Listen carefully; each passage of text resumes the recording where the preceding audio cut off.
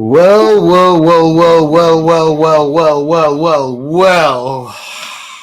What an honorable episode we have. Would you like to? Would you like a round of applause? No, I'd rather give you a standing ovation. I would rather just give you a hand strapped with a bomb.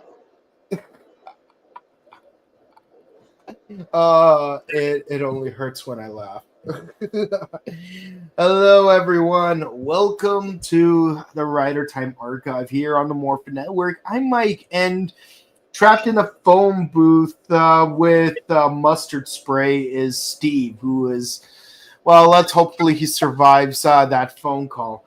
And we are here to discuss Kamen Rider X, episodes 11 through 15, where we presumably see the end of one of the greatest villains of all time. We have indeed, well, technically we have reached the halfway point where you would assume, okay, now characters can die. Now they can easily be like plucked off, like sweet grapes being plucked off and eaten and fed to Dionysus. But when you think about it, we're only on episodes like 11 through 15. Like, wait, we're at the halfway point now? Yes. Not quite. Yeah. Not quite. We're almost at the halfway point. We're almost at the halfway point. Welcome to the Showa era. Okay, now we can start Xing people off because we have built some characters. We have built bonds. I could care less about anyone in this show. I'm going to tell you right now. Because there is nothing that made me feel like, you know what? Other than Tachibana, who is just because he is such an icon, I don't care if anyone else gets axed off. We already got rid of Ryoko and Kyoko last week, and now,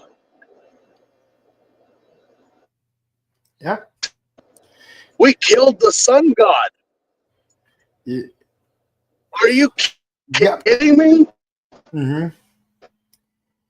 Yeah. No. I'll say this. I'll raise you on that. Even if Tachibana wasn't an icon, and you only knew him from the context of just watching the season so far in the 15 episodes we've seen, I would still say Tachibana is the best part of the season. Because at least Tachibana, unlike a certain someone, acts like an actual dad.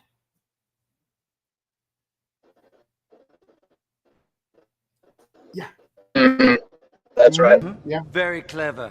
Now, who has my father? Forgive me out. I'm going through a bit of a Nothing could be my father right from the truth. Who? You said my father. No, I didn't. How? Did not. Shabba! For me, this is a dad issue. Yeah. So at least Tachibana's a real dad. He ain't no one's father, but at least he's a dad.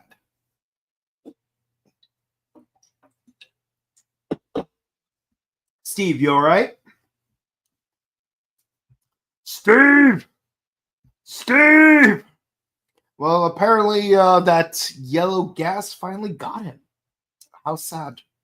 Well, hopefully we could revive him in the Palace Apollon, because where else are we going to, try to bring anyone back to life? But, here we go. So this episode, it's an episode that kind of relates to current events, because we get a lizard monster that's trying to cancel TikTok and then bring it back somewhere else. Did everyone survive that? Is everyone okay? Is everyone all right? To our viewers, are you all okay? Because I swear to God, I have not heard more confessions being said online since I was at church a confession 2 weeks ago. At that point, the priest dropped the Bible 3 times when my friend went in to confess what she did in Vegas. Oh, jeez. I'm like, no, man. What the? I mean, okay. So I was just like, isn't it just proper that we have this? What is this monster? What is this creature? It is a Hydra, but it sadly does not live up to its name. I mean, they said it's like you could cut its head off, but instead of growing 3 new heads like in the Disney's Hercules, he just brings back just the one head. Kind of boring. yeah. They lopped off his head just to put it back on. Yeah, which I'm like, that's not. It's not how the Hydra works, you know. I mean, the Hydra's supposed to grow 1 head, 2 heads for every one that it loses, but again, 1, 3, 9, 27, 81. Yeah. See, Disney's Hercules may have been like a really inaccurate portrayal of Greek mythology, but at least it had. But if it did one thing right, it did the Hydra justice. Yeah, and those had PlayStation 1 graphics. Ha. Hi, Key. I want to play the game. It's available on the PSN network right now, and everything is 70% off all digital downloads. They're not sponsoring us. I just wanted to say. Nice. And they got the original PS1 graphics because it's the 30th anniversary. Yup. So the Hydra using sticky foam that spews onto people, and then they just disintegrate into like flare gas. Like they just disintegrate. Mm-hmm. What? Yeah. What is his reason? What is his reason? To steal money. That's Destroy right. the Japanese economy somehow. That's right. By stealing money. Because he sends little newts or lizards out, and they get on the money. They don't run away with. No, they get on the money and they teleport.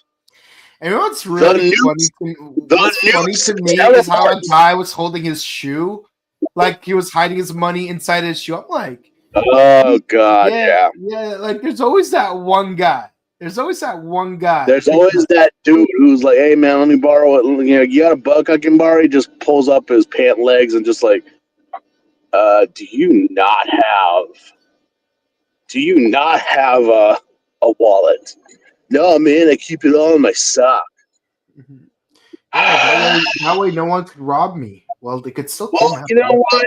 You know what? I can't say it's disgusting because I've asked people for money, and you know, dudes will pull it out of their sock, or a girl will pull it out of her bra, and I'm just like, and I've seen people pull it out of other articles of clothing that I will not say on this podcast. We cannot because we don't want to be demonetized. No, let's just say if you've seen You Don't Mess with the Zohan, you know what I'm talking about. You know, someone told me this, and I was just like, I had to go look it up. Apparently, there's a JoJo stance that did this. Freaking Harvest. Yeah, like Harvest steals random coins and throwing away lotto tickets off the street. Yeah, just like wait, so the monster just sends out these little toy newts or whatever, and they just take the money, and yet it's like okay, and you see them going into a vacuum, like wait, where's this money? And of course I was like, so wait a minute, you're stealing pocket money from elderly people, kids like candy money, and I'm like, this is supposed to topple the Japanese. Money probably makes it more petty. Let's be honest. I mean, this is how you ruin the Japanese economy. You're not hitting up banks or corporations. You're taking the common man's money. I'm just like, yeah. You know what would be a better way to destroy the Japanese economy? Destroy their power grid. Take down their internet service. And use a freaking EMP. Look. And when you get this money, what are you going to do with it? You put it in a locked chest, and then you throw it into a river. You pretty much invest in NFTs. Yeah.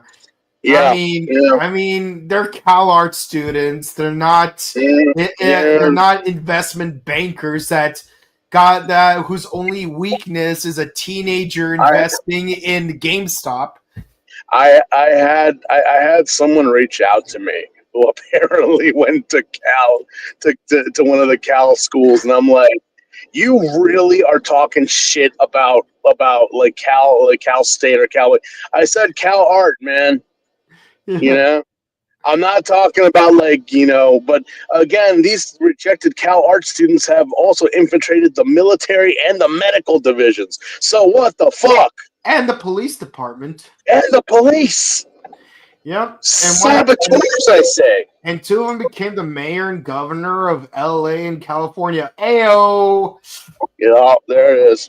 Yeah, but yeah, doing a better job of destroying. To that person who called me, who wanted to give me their 2 bits about attending that school, good for you. Blessings, and I hope your life choices have been fruitful, not like these guys. Because see what a college diploma gets you. Mm-hmm. You become once to an evil organization that is named after the deity, and using Greek pantheon monsters, and later on resurrecting questionable and cancelable figures. Oh man! And considering the fact that one of the villains in this batch of episodes takes the human form of a zombie rabbi, yeah, I'm gonna really add to the questionability. I'm like, God, well, you know what? I'm not Jewish. I love the Jewish people.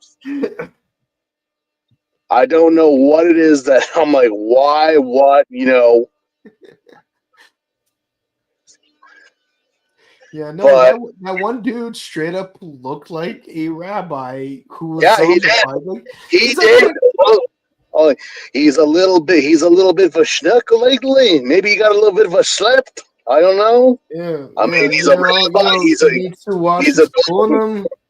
He's a good boy. He listens to his mother, but then he got involved with these people. Yeah, he made a real Bardock of his life, walking around like a real schlepper. If he was Italian, all they'd have to do is slap him across his face and tell him he's disappointing his mother. I mean, I could do that. That's also a joke. I mean, I could do it with the rabbi, but I'm like, then I got to go upstairs and then talk to the people. Why'd you do that? I'm like, well, then I have to deal with his mom. I don't want to do that. You know, it's funny is that that's the thing. That's one of the things that Jews, Irish, Italians, and Latinos have in common. Like you're always disappointed in your parents. Everything goes to shit. It's like how dare you disappoint me, Ivy? Like why you? Like you're supposed to be a doctor, a lawyer, you decide to join an evil organization. How much does that? You could be the most fucking shaved head, tattoo-ridden cholo, and the minute I bring your mother, who is literally 5'5", and tell her what you're doing by the ear, she will grab you and beat you with her chancla. It's like you never call, you never write, you never call, you will write. You never call. I wait up until the next morning and I sit by the phone. It's like, I don't know where you are. I don't know if you've eaten. I don't know if you're wearing a sweater. And like, you're not even subscribed to Twitter. Twitter for your Jewish mom. I'm just like, you know what? It reminds me of my Italian Jewish grandmother that I one day put mayonnaise on a pastrami sandwich. Oh, you want to join an evil organization? When am I going to have grandkids? She got so mad at me and started, are you doing something you're not supposed to, Steven? No, you got a tracker on me, old woman? Like what? I just put mayo on a sandwich.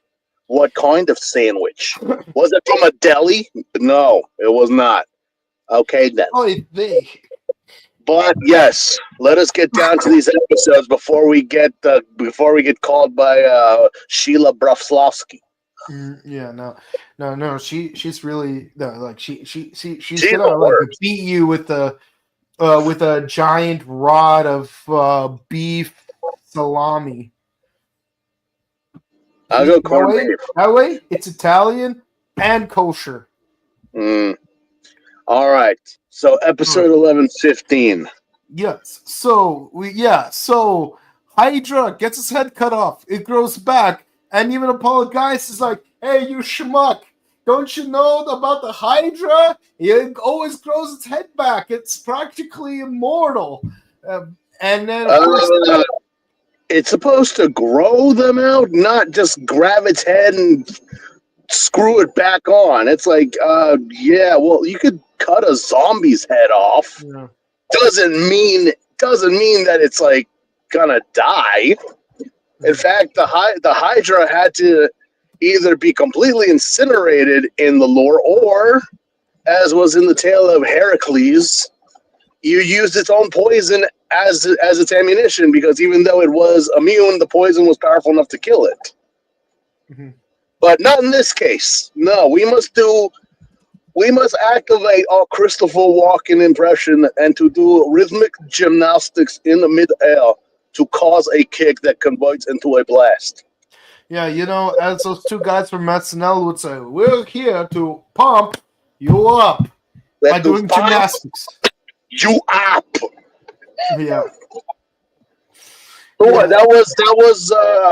God, that was I want to say that was Steve Martin, but I don't say it is. No. Was it? No, I don't Yes, think yes, so. yes. I want to say Martin Short and Steve Martin did it. Yeah, Hans and Or Franz. I'm Dana not sure. Carvey was definitely one of them. Kevin Nealon was the other one. There you go. There you go. Dana Yeah. Carvey. Someone look at that guy. I think he's not human. But yes. Go ahead. Keep going. Keep going. Yeah, no. I love Dana Carvey in the what's it called Wayne's World series. Whoa! Whoa! But I'm not that big of a fan of Master Disguise though. I know he plays Pistachio Disguisey, but like the only thing anyone ever remembers about that movie is the turtle guy. You want turtle enough for the turtle club? Turtle. That's pretty much it. But yeah. Yeah, that's the only thing anyone remembers about that movie, like the turtle guy. So much so that he's like literally front and center of the movie poster. Yeah. Hey. So okay, so the Rider is fighting the Hydra for some reason, and even Apollo, he's not really involved in this, but he's kind of mad at the Hydra for, like, again, what is Apollo's deal that he's like, I'm not in charge, but I'm still pretending like I am. It's like King Dark. Forget what King Dark said. You have to do what I say, and I say you have to get me a rabbit, and you have to kill X because X is being a menace. Which isn't that the orders that God literally said? Sometimes. Again, their agenda is not right. Mm-hmm. Yeah, they really got to work on their agenda. We are a secret club because of our agenda. It is a dark agenda. It is an agenda some other clubs may not agree with. Yeah, no. Yeah. Yeah. So, yeah. Nope. So a little kid witnesses where they threw the money in. So naturally, the government of darkness has to go after the kid. X intervenes. And we find out he has a new ability where, like, he can basically electrify his entire body. Why you didn't use that sooner is a good question. I mean, at this point, it's ridiculous. But Yeah. I mean, at least it was. I mean, at least it's like, oh well, he can do it. I'm like, okay, but See, this is the thing that most people say about Kamen Riders when the show and the Heisei. Well, they mostly go with the later Heisei. Is that at least we have something that makes him do it, not like he just pulls it out of nowhere. You're right. You're absolutely right. But you want to know what?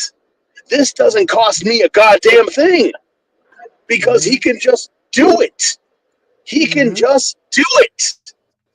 If this was a lock seat, if this was a race car or an icon or something, I promise you they would only do it once and that's it. And then I'm like, no, that you can get mad at. That you can get mad at because like, wait a minute. Didn't this guy have something to do that he could do, like, you know, make himself into a magnet or electrify himself? How come he didn't do that with this monster? Because that was just a one, like, you know, the movies just like that would be awesome for him to have in this situation. Why not use it? Because it's not canon. But now it is canon, even though these episodes are episodic. Yep. Oh, absolutely. Obviously, you know, they were just like, what can stick? What, you know, it's like again. Again, like I said, at the time they were doing the Godzilla versus Mecha Godzilla, the original one, and I believe that was the movie where Godzilla became a giant magnet and pulled in Mecha Godzilla, and it's like, okay, he's never done that before. Well, now he can. The same thing with the writer. So if people can accept that, why can't we accept this?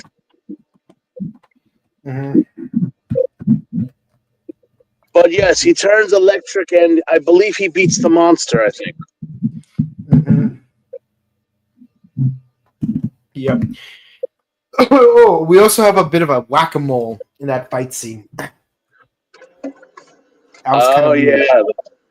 I don't know why. Yeah. It's just the Showa era is weird. It's really weird. I mean, like when you get to Amazon, there's like a whole message that you have to decipher by using string. Like you're literally using the knots on the string to decipher a secret message. Yeah. I kid you not. But you know what's really ridiculous is the Halloween party in Kamen Rider Super 1. Trust me, when you see it, you'll know what I'm talking about. We'll get there when we get there. Yeah. But then finally, well, the Rider beats Hydra. Yep. And Not much happens. And yeah, the kid is back to normal. At least we actually see the kid have closure by like going back to his hospital bed. You know, it's not just the main character riding off. Yeah. I was like, wait, so what happened to the kid? Did he die off screen because he didn't go back to the hospital? No, they put him back in the hospital. Okay, good. Okay, good. At least we know. Like, we never saw what happened to that girl in that Icarus episode. No, we never did. We never talk about it. Don't ask about it. Don't ask, don't tell. And yeah, that is the episode. For better or for worse, I'm like, I did actually like the Hydra suit. I mean, although I will say, still looks like a fish. It's not the worst, but it's not the worst. No. That is coming up relatively soon. Yeah, because I'm gonna be honest, I'm not a fan of the monster suit in the next episode. Yep, episode 12. We start off with a little girl trying to do her best Kadabra impression.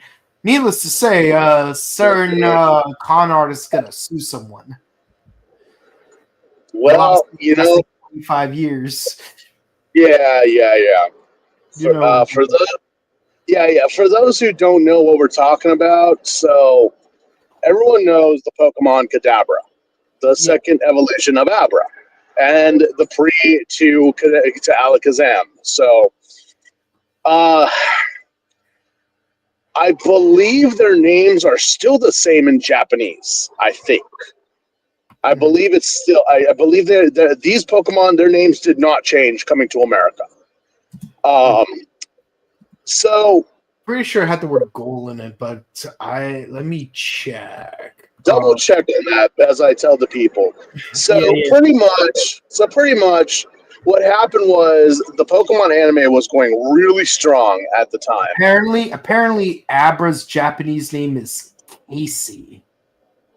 Casey. Yeah, Casey, and Kadabra's Japanese name is Jungerer. That's right. You Yungiro.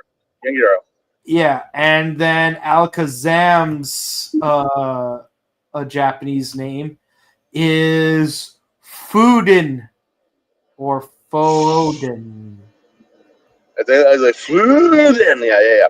Well, the thing is that the popularity and everything was so big. There was a TV artist. There's this telekinetic guy whose whole shtick Allegedly telekinetic. Was telekinetic, allegedly. His whole thing was bending spoons. And what does Kadabra have? A spoon. He has a spoon, which technically he doesn't do anything with the spoon. He just kind of holds it. But this smart guy decided, you know what? I'm going to not only sue the company, but I'm also going to sue the entire nation of Japan for taking my likeness, his likeness, I'm not kidding you, his likeness and his abilities, and they put look nothing them alike, by the way. In a cartoon, his words, a cartoon that they didn't even tell him about. Mm-hmm. Meanwhile, the actual design of Abra is actually based on a fox because Japanese foxes have psychic powers. Yeah, the eyes and the face kind of gave it away. The bottom line was, because of this lawsuit, because of everything that happened, for the longest time, we never got to see Kadabra ever in the show. We got to see Alakazam. We got to see the three stages of Alakazam, like in the show when we fought Sabrina in the original run. Yeah, that was the last time. After that, you never saw the three stages. You never saw anything of it. It wasn't until I think 2 years ago Sun and Moon that they finally did it. It's like, why? Because the lawsuit. This guy was. I mean, you want to say he's amazing? Absolutely, because he fought this for years and lost. Mm-hmm. Yeah, it took a long time. Basically, he sued the card company. Yeah, he sued them for like anything and everything, and he lost. Mm-hmm. And I'm like, are you serious? You literally telling me that he believed that he was going to get away with this? Are you sure this guy doesn't work for God? Because that right there is dastardly. Yeah. So we never got sometime after, I would say 2004, somewhere in that ballpark.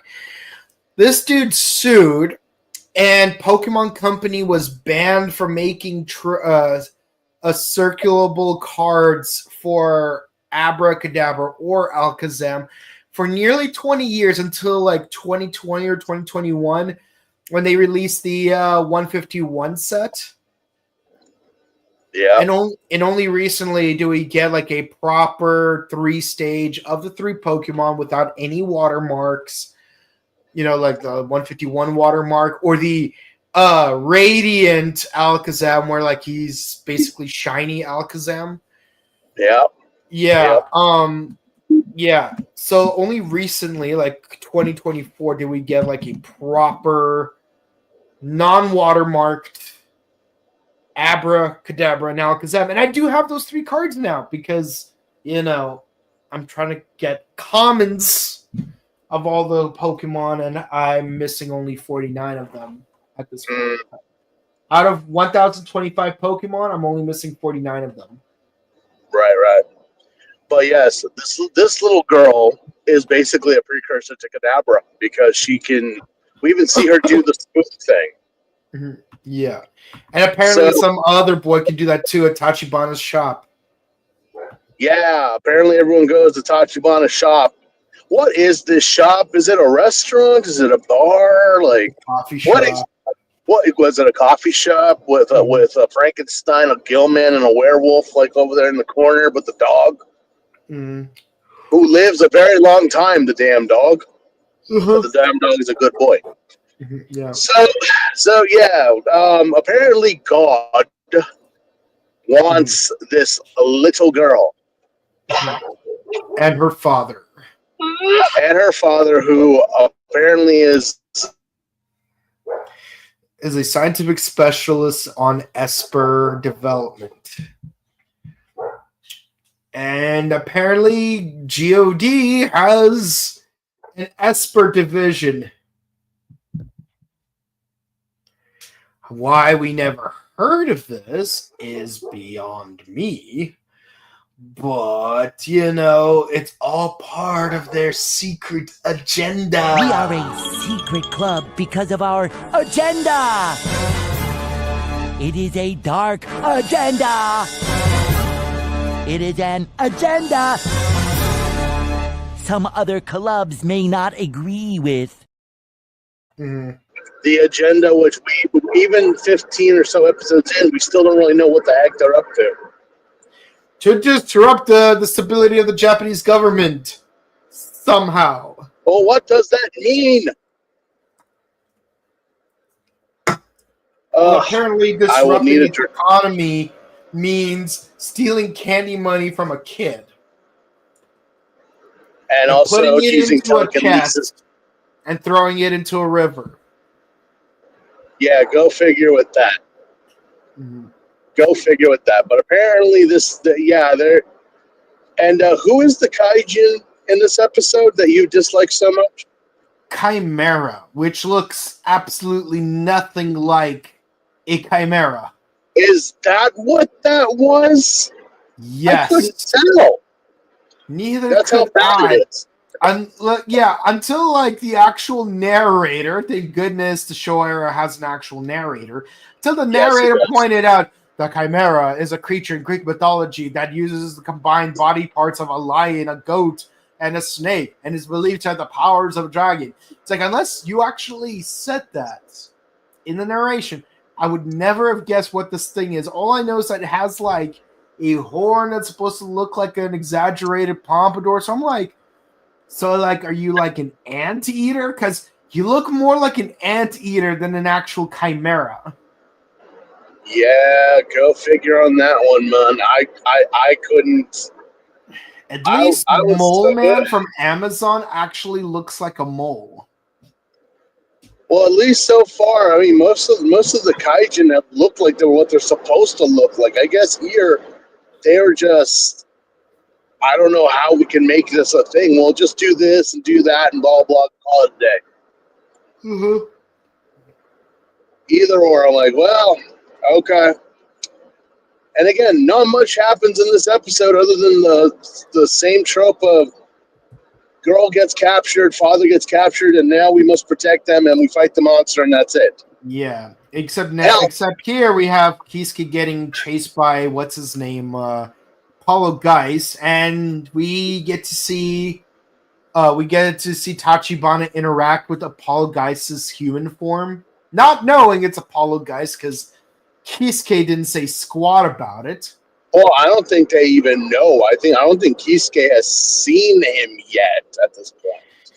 And yet in a later episode, he's like, a man in a white suit? That was Apollo Geis. What? That was Apollo Geis? What do you know?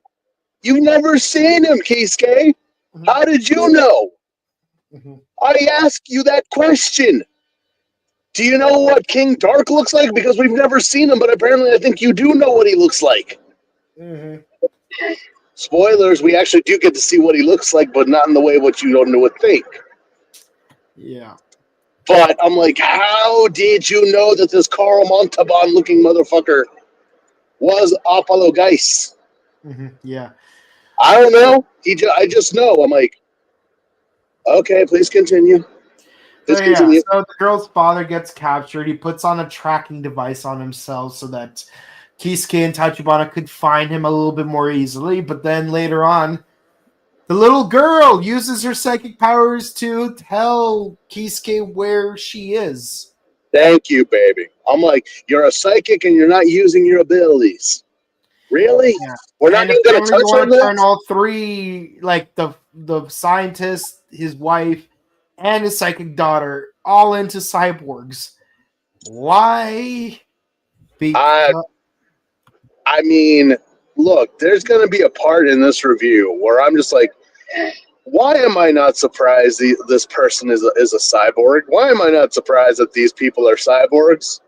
They never mentioned it. They never said. I just think they're physically fit and able people. But no. I'm here to tell you right now, we don't care. Let me tell you something. We don't care. yeah. No, we don't care. No, we don't care. Because apparently everyone is a fucking toaster oven in this show. Yeah. Yeah, if you thought Dr. Shiro was kind of kooky. Dr. Giro was a genius and a saint compared to fucking God.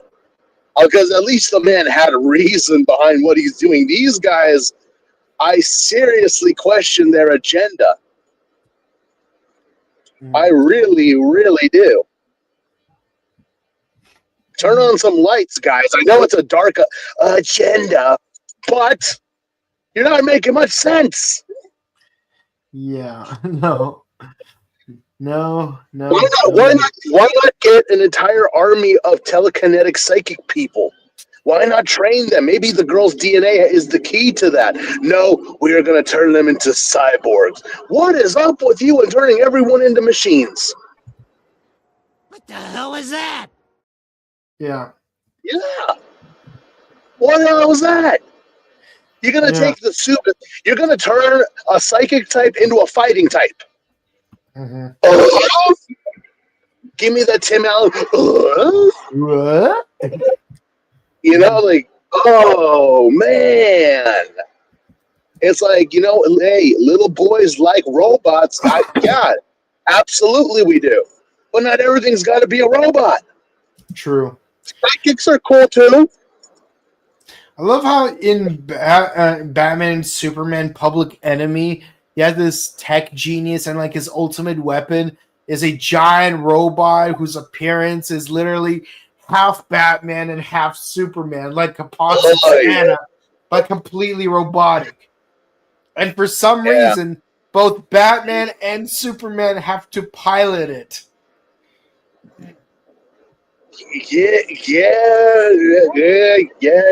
No. Not the most well-written plan or story, I tell you what. But all right, I guess so, because... But luckily, Gene Kisuke saves the day because he winds up beating the Chimera, if that is a Chimera. And as always, the Kamen Rider has defeated the Chimera as he rides off again until it's with God. Mm-hmm. But hey, you know, we do get one cool thing out of this episode. Tachibana actually fights some of the CalArt dropouts. Oh, dude, when Tachibana, when he was just kicking their asses, I'm like, that's what you get for not calling him sir. I'm like, why can't Tachibana just become a Kamen Rider? I mean, you don't need him to have like all the cybernetic enhancements. Just give him a nice suit. That's you mean what they didn't? A helmet. You mean what they didn't drive? Yeah. Or maybe what they did in the Go Buster movie? Yeah. Make the head of the organization or the mentor turn into, wow, Black Panther. Yeah, exactly. I'm like,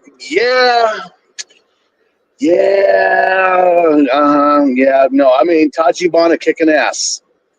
Well, again, if Mayor Daniels from Beast Morphers became Black Panther. I never saw Beast Morphers. But, okay, so Tachibana kicking ass. He is fighting the henchman barehanded. This is how badass Tachibana-san is. He is up there with Pierre Alfonso. Oh, yeah. Kicking these assholes bare, no henshin, no armor. He is just kicking ass. He's up there. Yeah. In fact, I would believe our boy Pierre Alfonso would look at this man and say, "Monsieur, you are a real warrior. May I have your number?" You know that he would. You know he Please, would. Tachibana.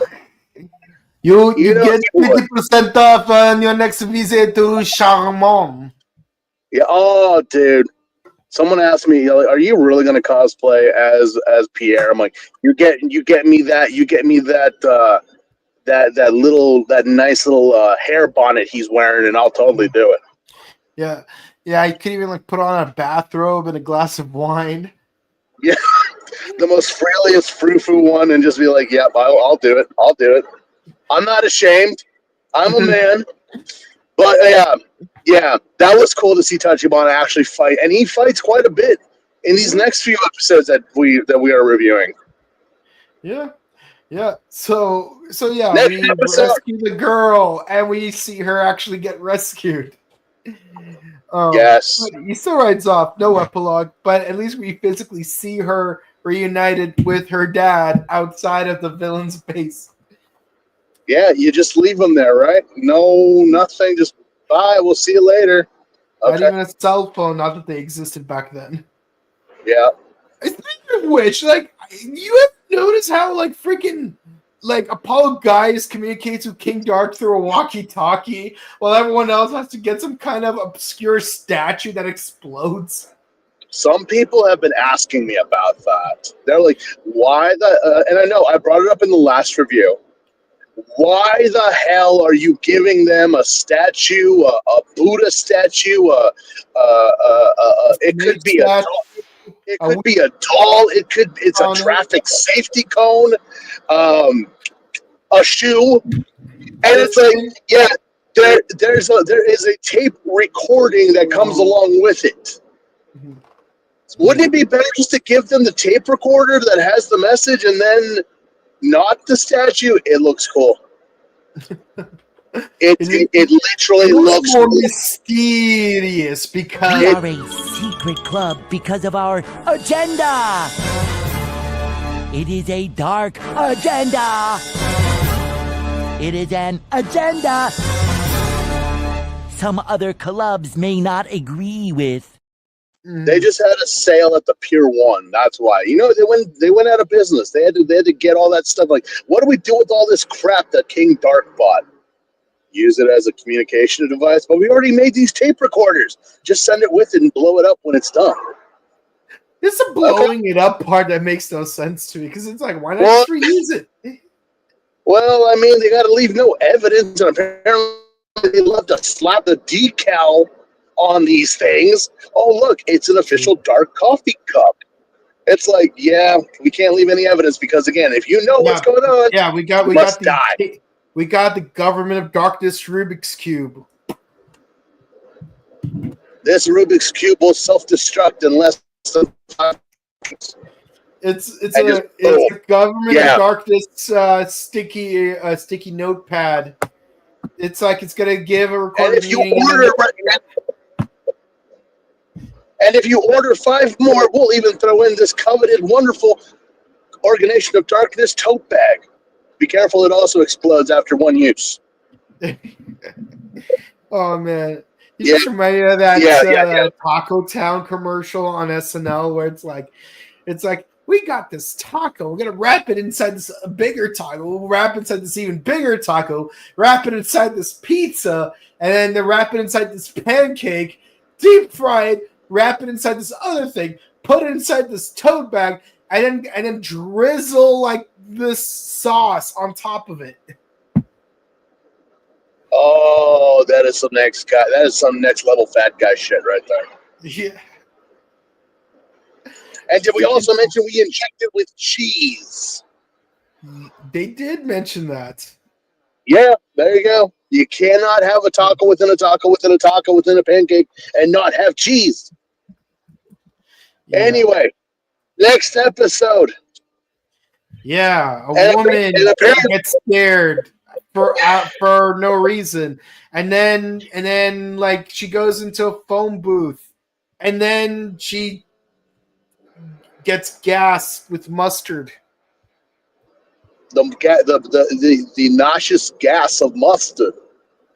Yeah. Not the mustard gas. It is the gas of mustard.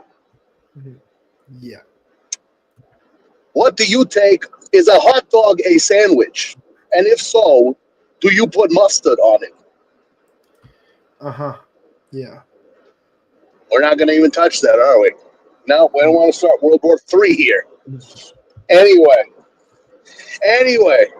what is the kaijin of this episode? Based on the design, you want to think it's Dionysus, which would be an otherwise beautiful design for Dionysus, the god of wine. I seriously said it was. But nope. It's Ulysses, which is the I call bullshit.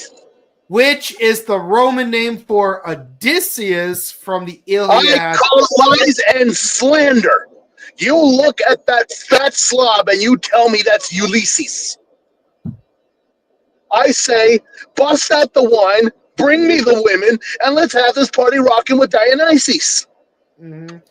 Yeah, see, I mean, to be fair, the monster suit is very muscular looking. I really like the monster suit, but between like that red hair, the green frills, the wine, yeah, and given like the snake around his body, it really he looks more like something that you would expect from Dionysus, not from you would expect. I was when I'm thinking Odysseus, I'm thinking wooden horse fighting a centaur, fighting a six-headed dragon inside a whirlpool, becoming like freaking surviving an encounter with sirens, being an archer. Yeah.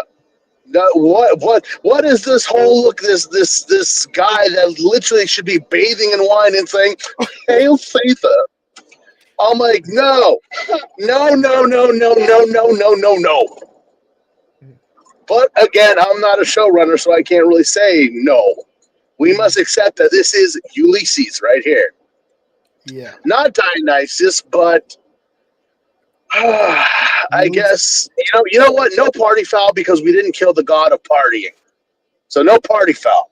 Yeah. We dare not touch the gods of rock and partying, and we dare not touch our boy, the Lord of the Underworld, because he is a good boy, despite him listening to Helena of My Chemical Romance. Mm-hmm. I love you, Bo. I love you. You were voiced by my boy, James Woods. Yeah, but I'll say this though. The fact that this dude is called Ulysses and not Odysseus makes me think about one thing. Ulysses. You actually brought that up. Yes, that cartoon series, Ulysses 31. Yeah. Which apparently is an anime. Yeah, it was an anime. I actually was like, wait. Or, I'm sorry, it was animated, I believe it was either Toei or Kodansha. I forget. One of the earlier animation studios might have done it.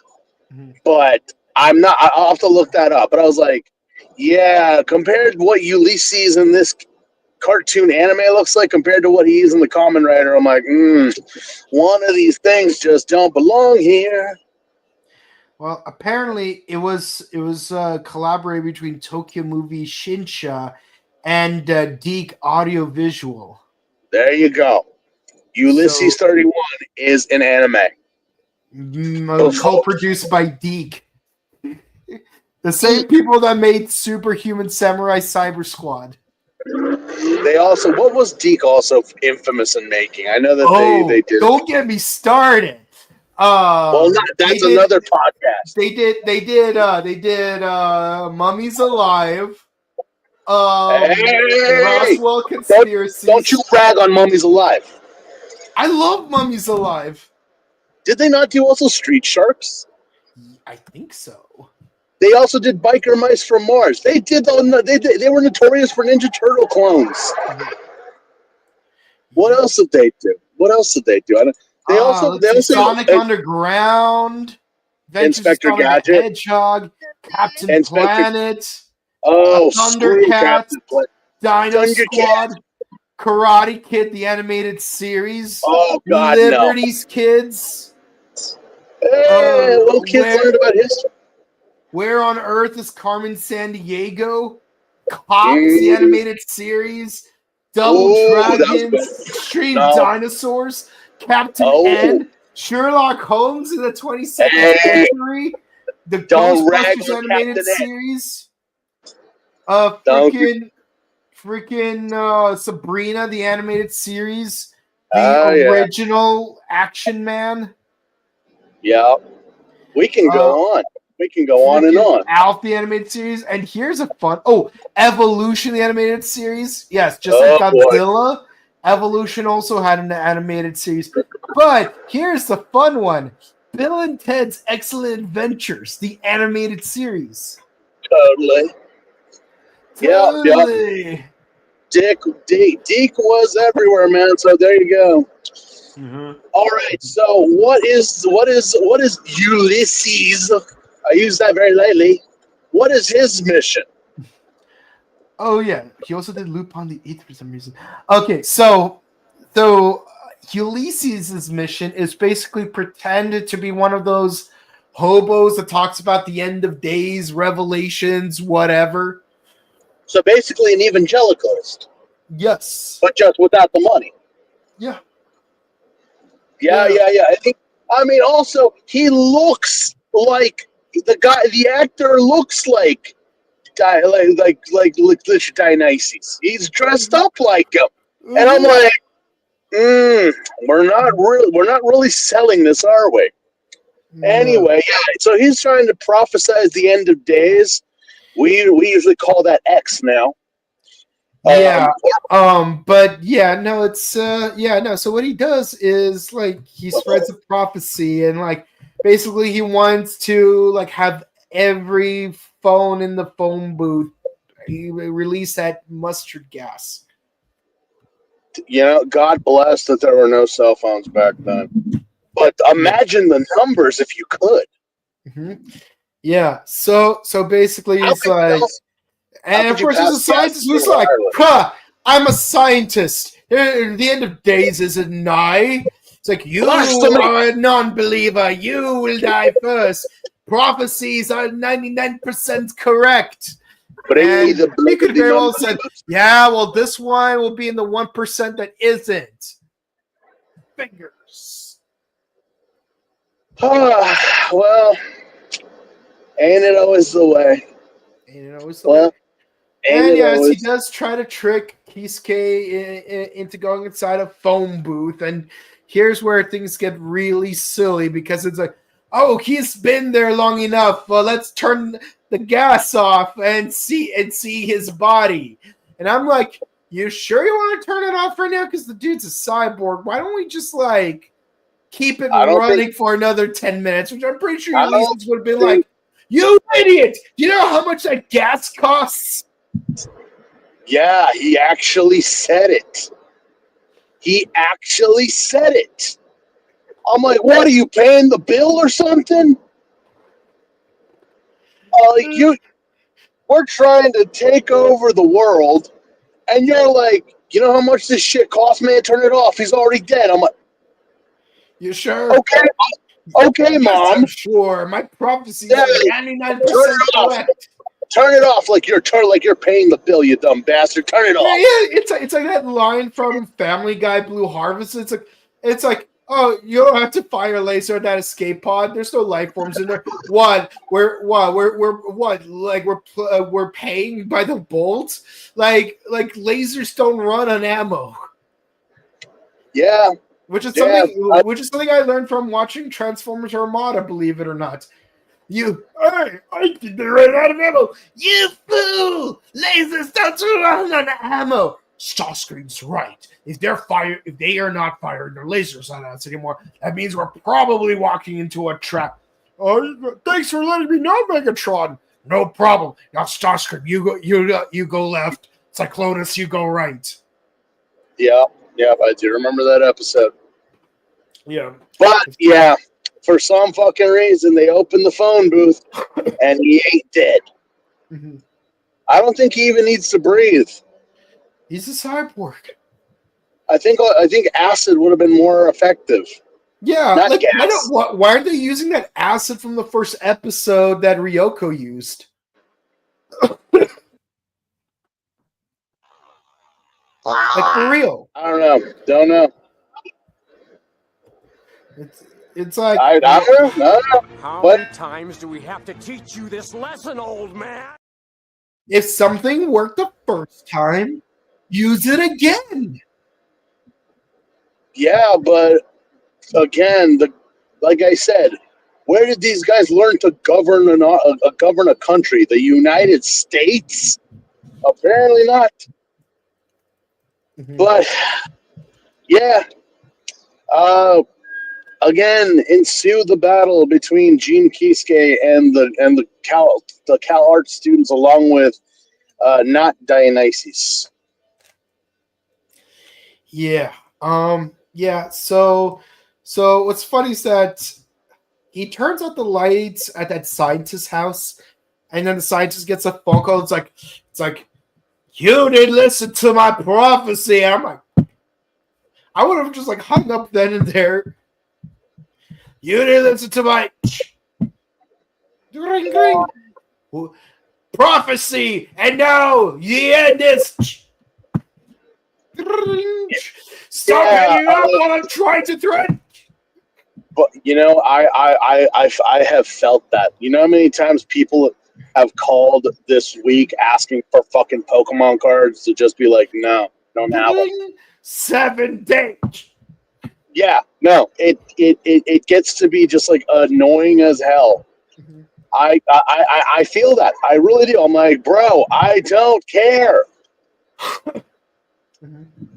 But he just keeps on being insistent. He just really does. It's like, you know what? I'm making a house call. Here I am. Oh yeah, he shows up at the dude's house. It's like, was the phone call even necessary at that point? Were you just outside? How were you calling him? Mm-hmm. There's no. This is a residential area. There's no phone booths here. Mm-hmm. Yeah. Meanwhile, they just, Kisuke just shows up. They're kidnapped. Dude tries to poison everyone. Kisuke shows up. They're inside like a death trap, but Kisuke escapes like he always does because he has magnetic boots this time. Gee, why didn't you use those magnetic boots in an earlier episode when it would have been super helpful? Plot. Also, this goes back to our Gaim review. Takashi Hongo, Mm-hmm. I love you and I respect you. I love you as Sagata. I really do. You and your gimmick toys. Yeah. What? Is this not a gimmick? I know it's not a fucking lock seat or whatever, but I'm like, he has a belt that becomes a sword. He has a belt that turns into a rope or a staff. Now he has magnetic boots. Are those not gimmicks? Yeah, and speaking of deadly plants from another world, the freaking Ulysses takes his reeve from his head and throws it on Kisuke's head to crush his head. I'm like, yeah, and you didn't do this sooner? Apparently, this thing is like a bear trap or a snare. Mm-hmm. That like it just I'm like, what? You couldn't do that when he was not transformed. You do that when he's transformed, when he's wearing proper headgear. Mm-hmm. What is that gonna do? You're gonna break the helmet, but you're not gonna kill him. He'll have enough time to get it off. Mm-hmm. Someone's been hitting the wine a little bit too much, even though it's not you, even though it's not him. Yeah. Great idea, though. Wrong use of it. Yeah, just poorly timed. Yeah, you couldn't have done that beforehand? No? Okay. Nope. No? Okay. Nope. So Kisuke Jin... Kisuke immediately defeats him like he does. As always. This time, Apollo guy shows up in his human form. Human form. Yes. I will see you in human form. Oh, that's what you meant. I thought you meant, oh, never mind. See how you like that for a Samurai Jack reference? Yeah, that was the first, and this is the first time that Kisuke Jin ever has seen Apollo Geist without his armor. Mm-hmm. This is the first time. Yep. And yet, earlier he said, a man in a white suit. I'm like, yeah, it kind of tells me that they didn't really film these in order, I don't think. Yeah. Because I'm like, wait a minute, how would you know? You don't even know. And it's like you're shocked when he does appear. Because given location costs, like when you film stuff on locations, like you have to like get a permit for that location for a certain amount of time, and then when it expires, you have to get another permit to use the same location later on. So it's only natural that, like, for example, when you film a movie, you always try to get all the shots from one location first, and then you can move on to the next location, get all the shots taking place in that location, and so on and so forth. And then you just like puzzle piece. Not always. Not always. I mean, if it's inside of a studio, then like the studio lets you use it like indefinitely, so you could film those scenes anytime you want to. But when you film on location, many great movies that we consider classics now, they didn't have the permits to do that. Terminator is a good example of that. Oh, Rambo. But that adds to like why like you film all the shots from each scene, from each location first before moving on to the next location, because. But again, I kind of feel like the continuity was not properly done or maybe that was a clip that was like should have been in another episode because I'm like, because I was like, wait a minute, did you also notice that in that clip, Kisuke Jin, his outfit changed when he mentioned the guy in the white suit? It's like, wait, you're wearing something totally different towards the end of this show of this episode. Yeah. So I'm guessing something, either you crisscross the wires or you guys just don't care about continuity. Yeah. Either or, I'm like, okay, fine. The final meeting of Apollo Geist untransformed with the rider. So the gist of the episode is GOD finally had this one scientist who finally unfossilized this bug that drives you insane, and then pre-Resident Evil 4, literally Resident Evil 4 right here. Yeah, and of course, Apollo Geist makes the scientist himself the first victim. We literally found an ancient form of insect that could make people go crazy and infect them with the virus. So we're going to go infect an entire population with Las Plagas to make, again, not as graphic as Resident Evil 4, but you get the idea. Star Trek II Wrath of Khan did it better. Those little bastards just like literally killed you. Mm-hmm. Those things killed you. They didn't make. I mean, yes, they made you go mad, but they made you go mad because of the pain of this thing gnawing at your brain. Yeah, but it affects you at different rates, though. But again, Las Plagas. Well, again, that kind of depends. I mean, they were still somewhat conscious. Although, if you were a child, that's a totally different story. Yeah. But we get that whole thing in Tachibana's bar restaurant, TGI Fridays area, where he just steps out because you're not allowed, or you're not supposed to tip in Japan. It's frowned upon. Yep. It's not allowed. And so Tachibana chases him down. He's gone for like 5 seconds. 5 seconds. Comes back into the restaurant. It's literally a slaughter. It's literally a slaughterhouse in there. Yep. Yeah, not to mention how the taxi driver almost killed a bunch of kids. It's like, oh no, you shouldn't assassinate him because if Kisuke knew that we assassinated him, then he'll suspect it's a GOD plot But like if he dies of natural causes, that he won't suspect a thing. Yeah, okay, seriously, what show are we watching, and how does he not know that God is not involved in this? Yeah. You know, it's kind of like any bad thing going on. I'm like, God has something to do with this. Yeah. But I dare say, it was also very convenient that an ambulance just happened to come by in this area where there was no traffic, no cars, and they're like, hey, we'll take it from here. You know, blah, blah. And Gene Kisuke is like, all right, cool, great. You know, get him to the hospital. Like, I don't know what happened to him. Like, yeah, you're right. Only to be like, it's God. It's God. Is it not? It's God. Yeah.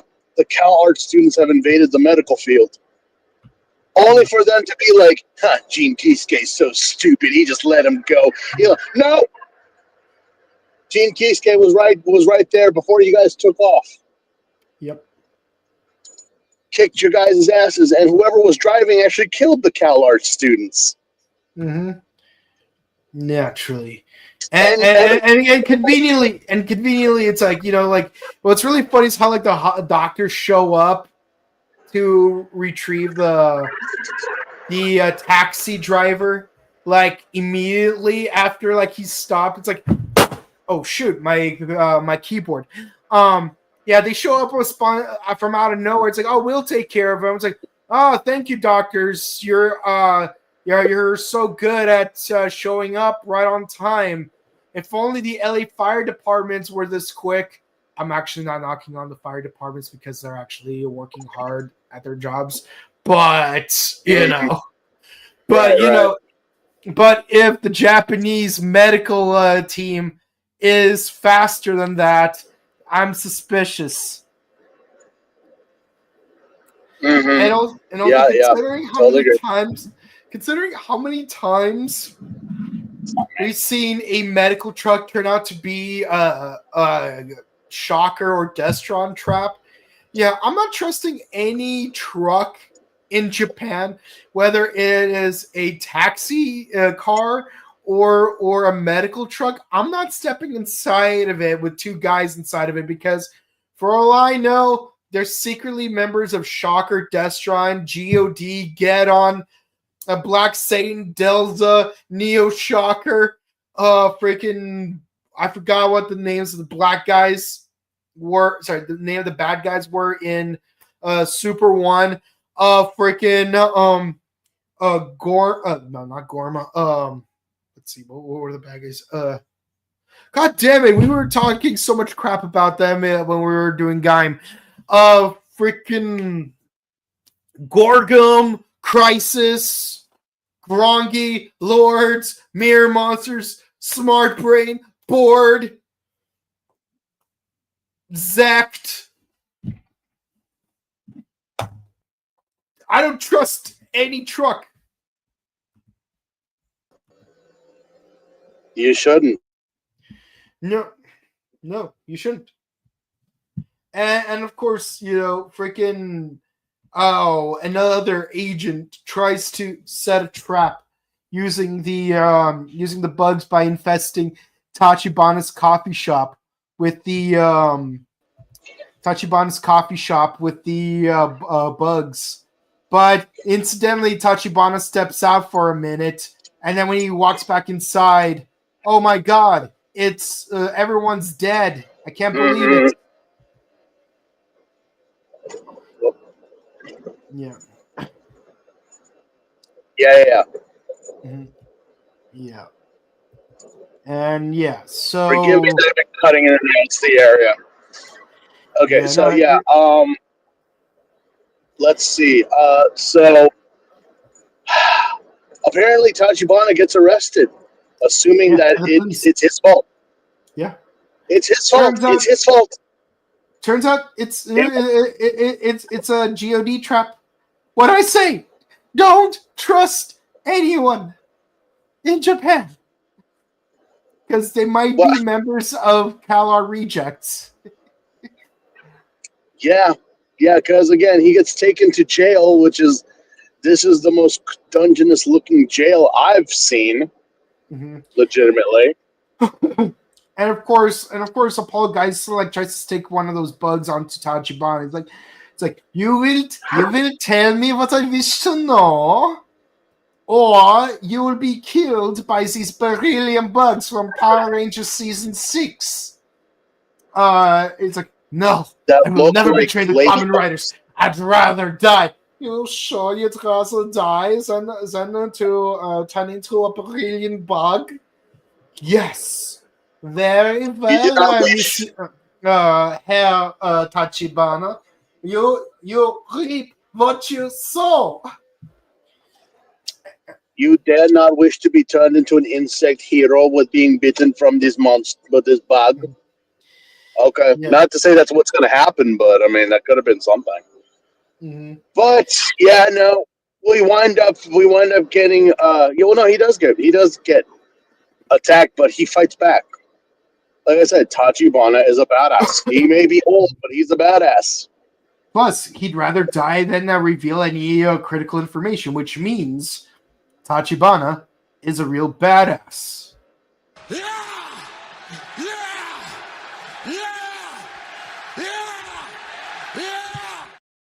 Mm-hmm. Mm-hmm. Ain't it the truth? Ain't it the truth? Damn straight. But yes. What else happened in this episode besides the class? So one of the Shocker soldiers, God of Darkness, Government of Darkness soldiers is revealed to be Kisuke. It's like, I knew you were Jin the whole time. I was just testing you. Bullshit. Yeah. Bullshit. Mm-hmm. Yeah. So they have Yep. go to the docks, they fight, and of course Kisuke uses this finishing move. You know what? I'm gonna let you discuss this one because you seem to be particularly interested in this scene. You know, I always have stated that the Showa era was just so interesting when it came down to, how do we take the main character and a villain who we've hyped up for a while and have them have a duel? Is this the end? Is this like, I didn't think it was the end, but yes, the rhythmic gymnastics and kind of look like ballroom dancing occurred to the point that these two fight. And for some reason, I looked at Apollo Geist and I just said to myself, this guy is giving me massive, massive Christopher Walken just with how he looks with his white suit and hair. Mm-hmm. And I just had to narrate the episode like this. Mm-hmm. Where you see the Kamen Rider going around and spinning to cause a kick, which how a kick becomes an explosion, I have no idea. Yeah, and then Apollo Guys suddenly explodes, but then comes back completely unscathed. Not even his suit is singed. What is this suit made out of? But he says, I wish to give my foe a handshake before I die. And I say to myself, there's no way he's falling for this. I've seen that episode. There is no way that Gene is that stupid. It's like I've seen this episode of I've seen this episode of Static Shock so many times. The one with the Joker. And then what does Kisuke do?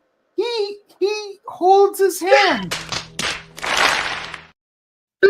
And apparently the hand is a bomb because everyone in this show is a cyborg for some reason, whether we know it or not. And he can't remove the hand. He can't take it off because it's got that vice grip on it. Mm-hmm. Only that Apollo Geist tackles him. They roll off the cliff stage left, and it blows up. Tachibana sees that this happened. He's like, no, this can't be. Only for Gene Kisuke to appear stage left. Like on his motorcycle, fully transformed. Did you not just fall off stage right, blow up in a crater, but then you show up stage left? God, I love the Showa era. It may be full of holes, but I love it. If And then it's Godzilla like, can tuck his like, tail Keisuke, in you're between his alive. legs and become a Yes, rocket, then he can do it. He's like, yes, I'm alive. I defeat Apollo Geist. Though I have to say, I feel really sad. I respect the way he went out. Excuse me? What? Excuse What? Me? Excuse me? How did he literally dirty damned you? He Instead of just like he tried to pull a Castlevania boss move on you, where it's like, oh, once you defeat the boss, like they use a desperation attack for like in hopes of wiping out the last of your health. yeah, I was just like, wait a minute, what? It's like if you've ever played Rondo of Blood, you know what I'm talking about. Yeah, I know, but I'm just like, I respect it. Keisuke, now is not the time. I think you might have hurt your head a little, son. You should lay down. No, I must ride off and just search God again. Yeah, next episode, and you know what? I'm not that I don't like two-parters. I don't mind, but the fact that I'm like, really, we don't even give the guy a minute to rest, and already you're. Well, let's just jump into our final review to this episode. So the episode starts off with a zombie rabbi. Yes. Yeah, and he's a little for claps, maybe. Yeah, and he's holding a blue box. I wonder what's in it. It might be gefilte fish. Mm-hmm. Yeah, which apparently Knuckles the Echidna is a big fan of. Yeah. Apparently, this guy's been going to other scientists and trying to recruit them. Apparently, he does get one, which makes me ask this question. So, do these scientists know what they're signing up for? Do they realize what this organization is, or do they just think like, "Oh, this could be like a good chance to conduct more research"? I'm like, huh. Because some of these people don't really seem like bad people, but yeah. Well, So apparently, this rabbi is the one who's supplying everyone with the obscure objects with the recordings inside of them. Mm-hmm. Meanwhile, the zombie rabbi himself, like he uses a freaking walkie-talkie like Apollo Geist did. I'm like, that feels kind of low-key discriminatory. Well, I guess for the combatants of God, I don't get why they need this. Maybe it is because they don't want any type of tracking devices around them leading back. But you got a walkie-talkie that has the God logo on it. If in case lost, please report to your nearest police station and let them contact the number that's connected to God.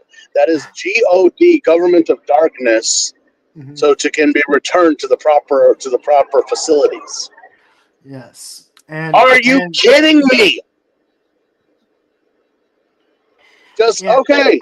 And what's funny is that we've been wondering, where do these objects with the recordings keep coming from? But now we know they were all just delivered by this zombie rabbi. It's an elderly rabbi. Don't trust the elderly. We should gather them all, put them on an island, and blow up the island. Yeah, and then like freaking. And the box he delivers the stuff in is like a generically marked Amazon delivery box. And yeah, he even gift wrapped it. He bumps into a woman who has a very similar box.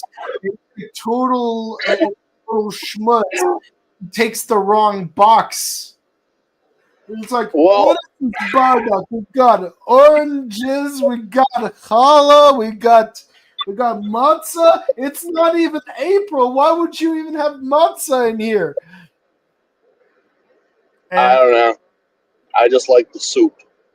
Yeah, how much? Like, I could make matzah soup with that, but I need to deliver the statue. Otherwise, Otherwise, my whole life will turn into one big bardock.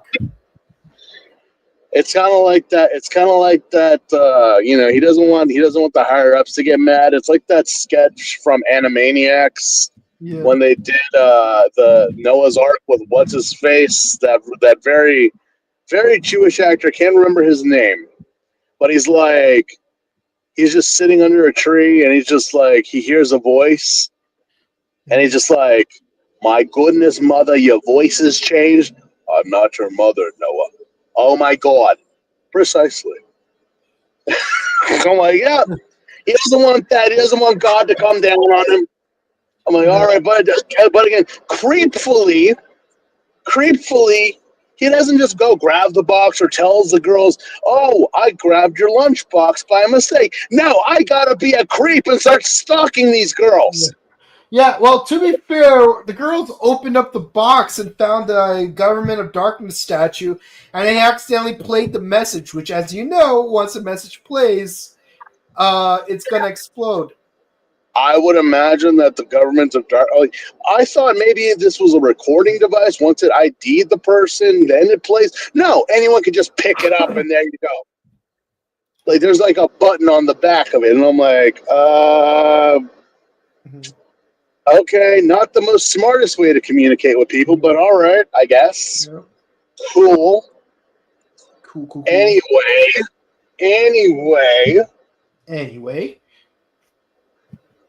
But yeah, so he chases after these girls, and they find Kisuke, who just happens to be there. Like he just happens to be on a Sunday drive, just nonchalantly driving just to waste gas. Yeah. Because that's what we motorcyclists do. We just ride for fun. Yeah. Where are you riding to, Kisuke? I don't know. Mm-hmm. Just to keep the plot going. Sometimes we ride for charity, just like in that episode of VR Troopers. Yeah. But so he saves the girls. He saves the girls are really not even that important technically. Yeah. They're just there and they get creeped on by the old man, but then they get chased and then he follows them to their house. Yeah, poor girl couldn't even eat her soba noodles because she saw an elderly old silhouette in her window. I'm like, no, who is that? Who is that? I don't know. Okay. Yeah, why did we have these girls here in the first place? I mean, you have a convenient reason for Kisuke to figure out that, hey, this rabbi looks really creepy. I should follow him. The pale look and the dark circles weren't enough for you, Kisuke. He's just an elderly old man. Yep. And the plague is just a rash. Yeah, so who is this zombie rabbi? Well, he is, the time god Kronos. No. Now we're going into Titans now. For those who don't know, Kronos is actually the father to the three sons, to the three, two fuckboys the 12 Olympians. Mostly known for his two chads of a son and his emo Helena's son who's downstairs in the basement. Yeah, he has no reason to be emo, but unfortunately his two younger brothers are assholes who got the nepotism. Ain't it always the way? Hades, I feel you, man. I know exactly how you feel. It's like imagine like having Gohan and Goten, and like Gohan does all the work, but Goten gets all the love. Actually, a better example. Raditz does all the work. Goku gets all the love. That's bullshit because I'm like either or. I'm like, Chi-Chi came down on Gohan so hard, but Goten, she didn't really give a shit. Even trained him to become a Super Saiyan. So, what the fuck? Really? Okay. But whatever. Anyway, yes, so Kronos... I guess if they go with the whole thing of like what Father Time because of the scythe and everything, and Where the Viking helmet came from, I don't know, but okay, kind of makes him look metal as fuck. Kind of looks like an extra from Gwar. Yeah, but he's got a scythe, so that makes him he means business. Yeah, not a hammer, not a sword, not a flail. No, it's a scythe. The most unconventional. I mean, given the fact that you're the god of time, Well, no, that works. It makes sense, but yeah, and honestly, and the scythe can light itself on fire, but oh my God, look! I said, friggin' like any Kamen Riders at this time, they couldn't even get close to this real fire. If it were today, it'd be CG fire. Yeah. But yeah, this episode is a two-parter because while indeed we do get the scientists in this episode going to what was it called? The Apollon Palace.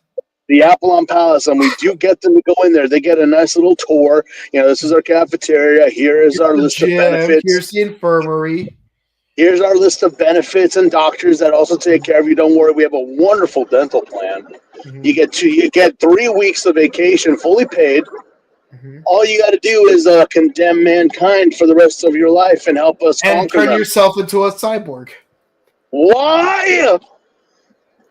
I mean, is it any weirder than what Valentine came up with in the film Kingsman? I'm just going to create SIM cards with unlimited Wi-Fi access that allows people to turn angry and kill themselves because humanity is a virus that's destroying an organism known as planet Earth. I'm sorry, I cannot do Samuel L. Jackson's accent. It'd be more like I don't know that. Well, the making of everyone to cyborgs, I guess, because they can live forever and keep their genius going, I guess. But again, I'm like, well, can I do that after? Like maybe when I get elderly. As of right now, I'm good. I like my senses and my feelings, But yeah, so apparently we find out because they show all the doors and whatnot. There's a door that apparently leads to the commander of this organization, which we don't actually get to see. Spoiler alert, we did. We actually do. It's on the doorknob.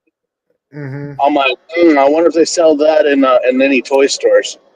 But apparently the doorknob spoke and said, "You, professor with the glasses and the thin mustache, could you please open the door to your left and take a look in there?"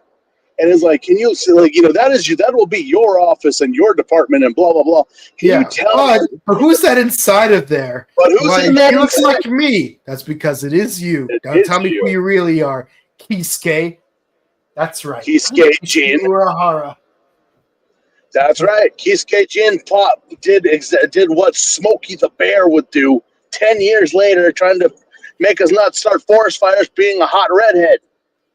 He peeled off his face and showed it was.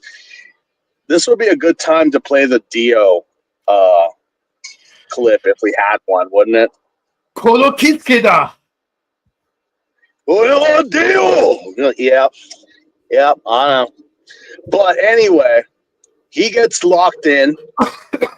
And again, you didn't gas him, you didn't tase him, you didn't lock him up, you didn't put chains on him. No. You just called the rejected CalArts students to show up, and they got guns and shit, but he can transform. You didn't prevent him not to do that. Mm-hmm. Yeah. Okay. But let us not forget the ever so trusty trap door that leads to the gym, which all the foot soldiers from the Foot and Shredder are down there. Yeah, we even see a boxer God Mook where I wonder if they have variant on the toys of these outside guys. of his uniform. Yeah, they train with the hoods on. Apparently. Apparently so. And Chrono shows up, and he even gets into the fight. There's fights on trampolines. There's fights in basketball courts. They even got a pool in there. But next thing you know, the battle takes it outside. And I kind of said, wait a minute. Aren't you guys like 9 floors down in a basement? Yeah, like How they did you make a guys- big deal about how deep underground this place is. And you guys just what did you guys like? Hey, we got to take this outside. Let's take the elevator up. It's like no fighting time. Pause. Home base. Stop. We got to stop because we're taking the elevator. Now they get out. Okay, now you can keep fighting. Okay, what? And you gotta love this era because they weren't afraid of throwing bodies off of cliffs, even though they were just ragdoll props, just being casually thrown off gorges. I'm like, people are actually dying in this show. Yeah. You don't see that nowadays. And what's funny is how like once it comes down to Kisuke versus Cronus, the fight becomes super slow motion to the point that they are like, really stretching it out. They're stretching it out. Let me get into just how slow-mo it is.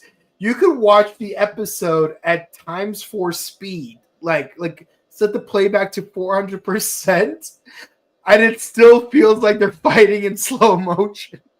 Yeah, no, they were really just going at it like, no, not Apollo Grants. No, it's this guy. It's Kronos, who is the big bad that is left on a cliffhanger. That's a name I have not heard of in a long time. Of course I know. I'm the one who turned him into slow motion. He was talking all this nonsense about being perfect, and I put him in his place.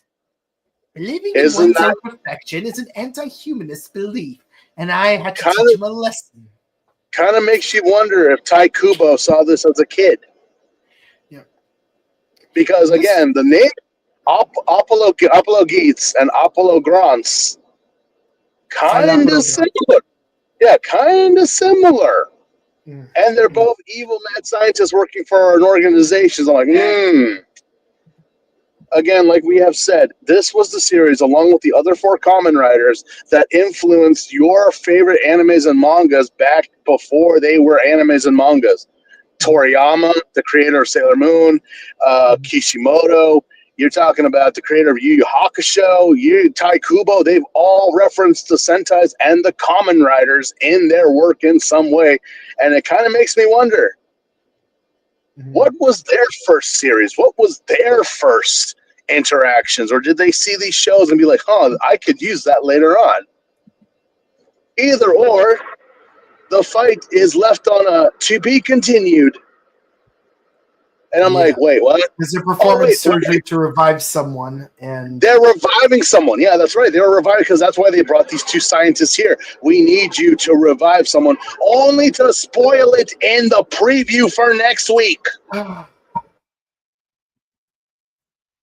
Yeah.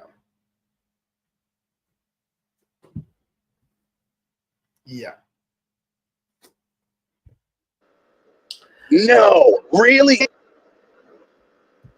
It's Apollo.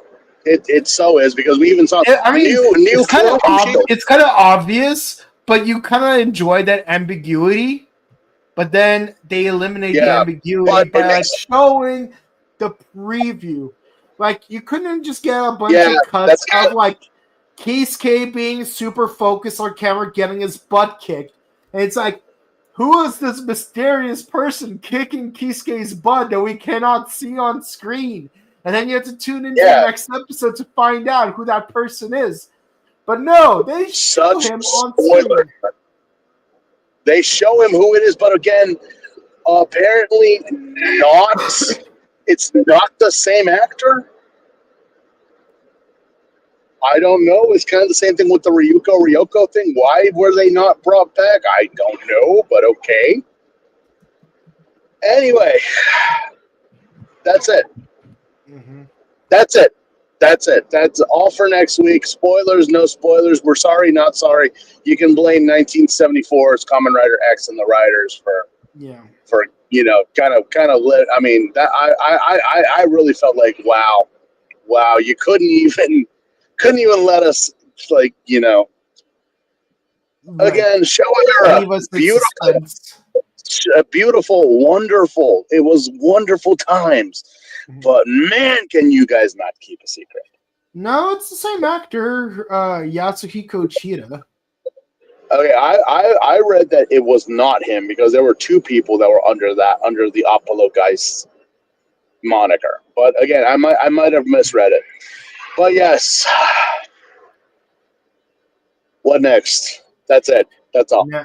Now, what's interesting is they did get a different actor to play Apollo Geist in Decade, which is kind of interesting because that's not something I really looked into. But again, it's like, well, yeah, but again, at the time, these were all elderly people. I mean, right now, everyone's like kicking 75 right now. Imagine when Decade and when Gaim and Zio were. Let's see, 2009. That's 35 years later, which means that the actor playing Apollo Geist, let's see, the actor playing Apollo Geist, he was born in 1949, which means he was Like 50 something. No, yeah, he was 25 years old at the time. So that actually makes it easy. So he was 25 years old when he played Apollo Geist. So that means he was around 60. He was around 60. Yeah, he was 60 years old. And weirdly enough, is that the new actor playing Apollo Geist also looked pretty old. The dude was born in 1961, which makes him.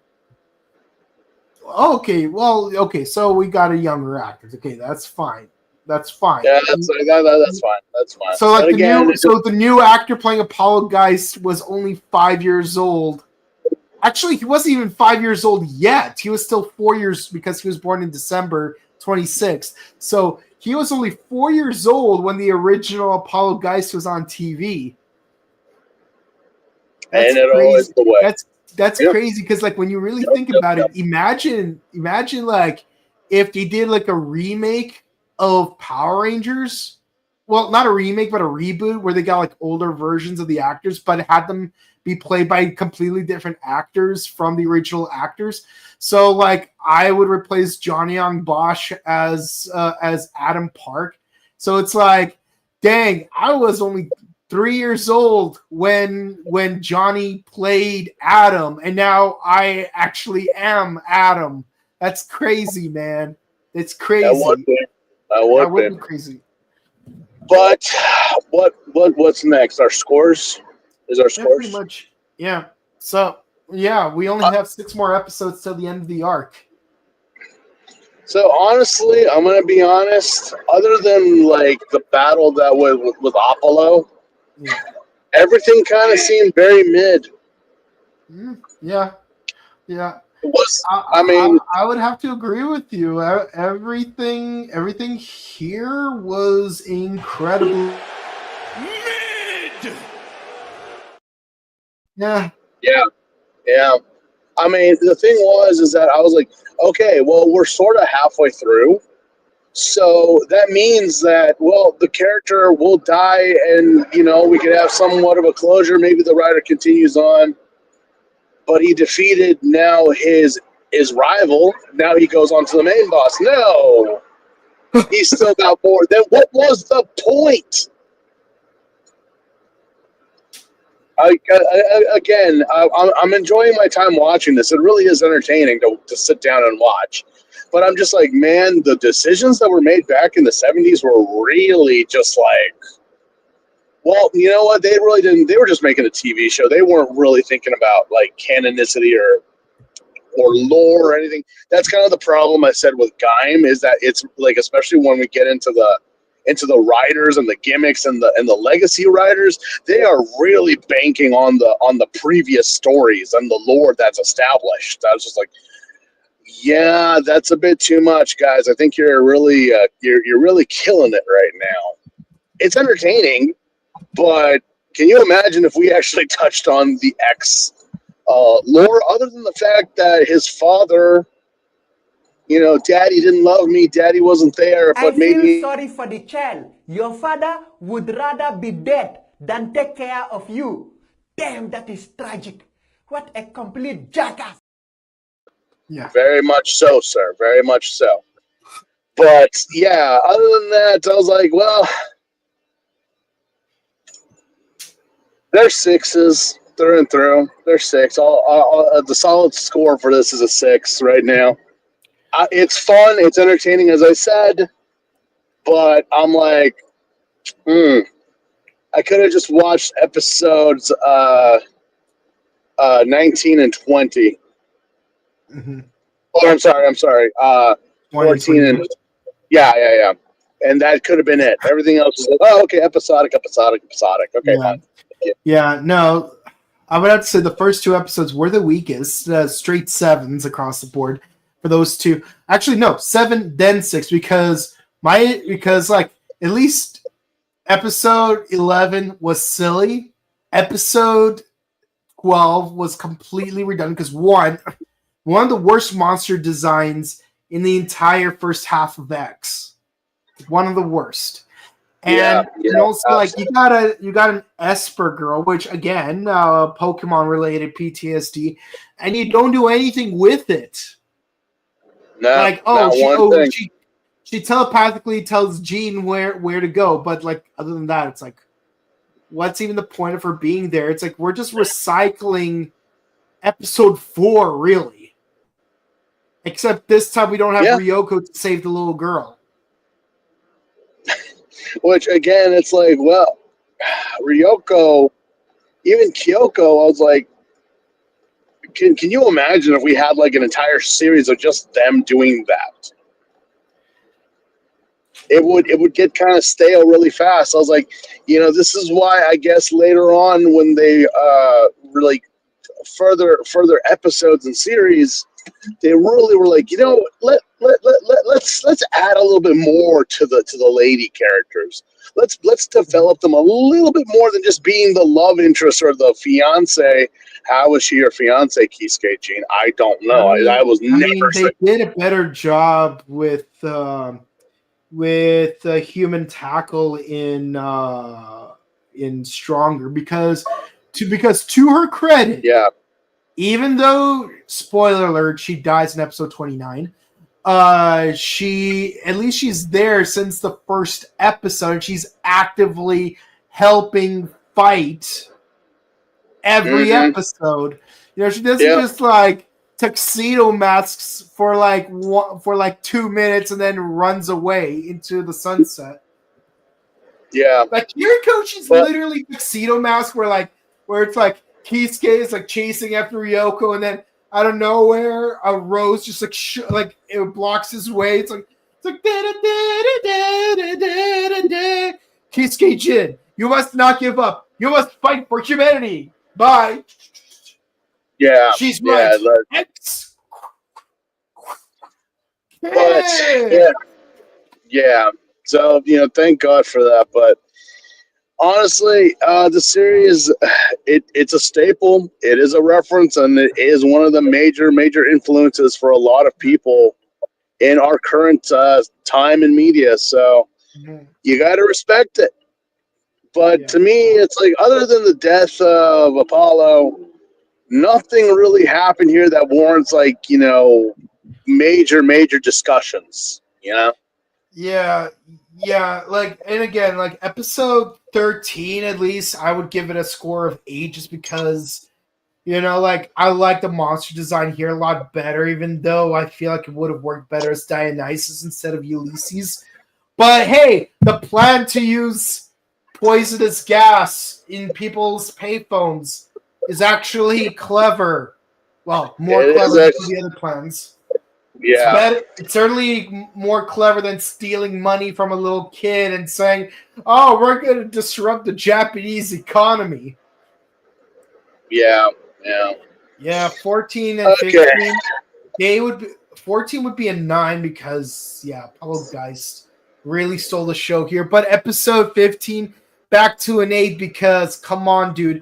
Like, we could have had a really good episode, but the freaking, what's it called? The trailer for episode 16 ruined the suspense because, yeah, it was obvious that they're bringing Apollo Geist back, but at least it was being ambiguous. But then in the trailer, you take the ambiguity out of it. It's the same reason why I hate those last 4 pages of Attack on Titan. Yeah, yeah. But we must. Okay, what do the people say? How do they feel about this? Farewell, Apollo Geist. For now. For now, because you can't keep a good bad guy down. OMG, I love your Jewish and Italian accents. Well, the thing is like, oh, thank you. You don't just make a Jewish accent. You really gotta work on it. Shekels. I give love to my grandmother. She's my adoptive grandmother, but this is rubbed off on me. God bless you, Mariel. I love you so much, and not that I want you to leave me, but you're already pushing 100, so I love you, Grandma. I do. Yeah. You guys crack me up. Thank you. We try. Especially in this series. We try. Yeah, apparently disrupting the Japanese economy, stealing a little kid's candy money. Well, you know what they say, candy from a baby. Fiends. You animals. Not the banks, not the corporations you take from a child. Mm-hmm. And an old man's shoe. M. Young says, oye. Oy. Oy vey. Oy vey. Okay, a Triple XYZ finishes this off with saying, the second half Kamen Rider X gets really weird. Well, I'm pretty sure. Don't you know it? Mm-hmm. I'm pretty sure they're not just talking about a certain kaijin. I think they mean the whole arc. It's kind of weird. Yeah, I know. Hello, is this the Krusty Krab? No, this is Patrick. Yeah. Oh, jeez. Okay. Imagine if Scorpion Geronimo rides on Toad Goemon's back. It's like, why'd you kill me? It's in my nature. Ain't it the way? Ain't it the way? Well, we'll get there soon, guys. Believe you me, we will totally get there soon. And next week we're finishing the arc. Yeah. Get ready to say goodbye to the Greek pantheon and saying hello to famous historical entities from history. Yeah. So, yeah. Okay. What else? All right. So that's it. If you guys enjoy watching us talk about the CalArt dropouts trying to disrupt the Japanese economy by taking candy from a baby, be sure to comment, like, and subscribe to us on YouTube, Facebook, Twitter, Instagram. Ding the bell icon to stay notified for our latest videos, and be sure to share our videos because it helps us out with the algorithm.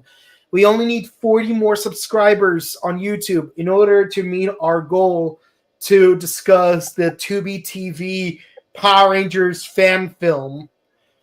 Once we reach that goal, 40 more subs. Yeah, we're going to do that movie. And I can't wait to go off on one particular scene that's been circulating. And of course, on Monday, we are going to do the final episode of Kamen Rider Arc. Yes, right on time. Martin Luther King Day. You'll be well rested. We'll do the final episode of Arc, after which we will be doing Ultraman Z, I believe. And of course, we still got Kamen Rider Gav on Wednesdays, Bakuage Sentai Boom Boom on Thursdays. We got only a few more episodes left, guys. Only 4 episodes left in the entire season before we move on to Go Juniors. And yes, we got a press conference. We're going to discuss the press conference in that episode, so be sure to check that out. And of course, on Sunday, we'll be doing the final batch of episodes in the first half of Kamen Rider X. And also be sure to watch our Morphin Network, our Power Morphicon interviews. We haven't uploaded any recently, but we still have plenty more to go, so definitely stick around. And please be sure to check out our sister channel, The Buttery Show. We're on February. We will be discussing some new movies. What movies will we be discussing? I don't know. You'll find out. And of course, with that in mind, if you want to follow our personal content, where can the people find you? Just on IG. Thank you, everyone, for reaching out to me, and thank you for everyone's love and support. It means a lot that you send such wonderful letters to us telling us how you find our antics to be very comedical. And you can find me on Instagram at Boken_Kabuto and on Twitch at twitch.tv/BokenKabuto. With all that said, guys, thank you guys so much for watching. Please be sure to stay safe, stay hydrated, update your emergency kits, hug your loved ones, and we will see you again real soon. Have a good one. Good night, guys.